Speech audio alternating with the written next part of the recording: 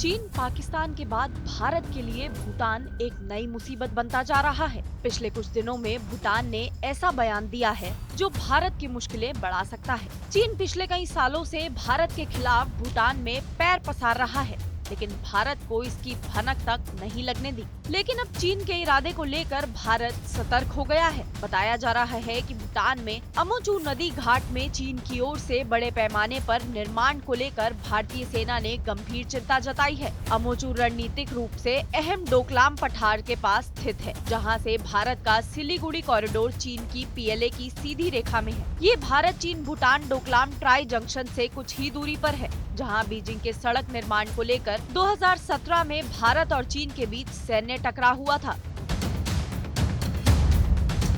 एक रिपोर्ट की माने तो पीएलए के हजारों सैनिकों के रहने के लिए हाल के महीनों में लगभग 1000 स्थायी सैन्य शेड्स के साथ साथ कई अस्थायी शेड बनाए गए हैं। डोकलाम में भारतीय सेना की ओर से कड़ी जवाबी कार्रवाई के बाद पीएलए एक वैकल्पिक रास्ते के माध्यम से वहां पहुंचने का प्रयास कर रही है, ताकि वह डोकलाम के पश्चिम में भारतीय सुरक्षा एजेंसियों को चकमा दे सके। रक्षा मामले के जानकारों की माने तो डोकलाम के पश्चिम में चीन के कब्जे वाले भूटानी क्षेत्र में किसी भी गतिविधि से भारत के सुरक्षा हितों को खतरा हो सकता है। इनका कहना है कि डोकलाम पठार पर नियंत्रण से चीन को सामरिक लाभ मिलेगा। बता दे, भूटान और सिक्किम के बीच स्थित चुम्बी घाटी के अलावा डोकलाम पठार से दक्षिण में रणनीतिक रूप से महत्वपूर्ण सिलीगुड़ी कॉरिडोर भी दिखाई देता है, जिसे भारत का चिकन नेक भी कहा जाता है। क्या है सिलीगुड़ी कॉरिडोर? सिलीगुड़ी कॉरिडोर भारत के लिए व्यापारिक और सामरिक नजरिए से काफी अहम है। पश्चिम बंगाल में स्थित ये गलियारा 60 किलोमीटर लंबा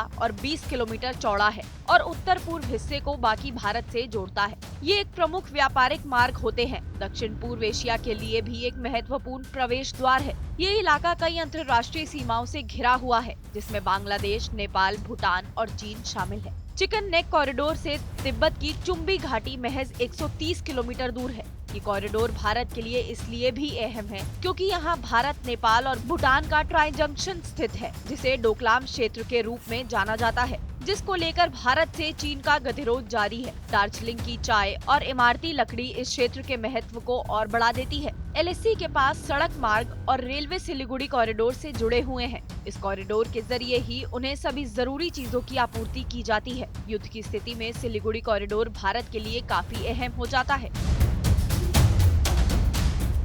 दरअसल भूटान के प्रधानमंत्री लोटे शेरिंग के चीन के समर्थन के दिए बयान के बाद भारत काफी सतर्क हो गया है। भूटान के पीएम ने कहा था, भूटान की सीमा के अंदर कोई भी चीनी गांव मौजूद नहीं है। डोकलाम विवाद को हल करने में चीन की भी समान भागीदारी है।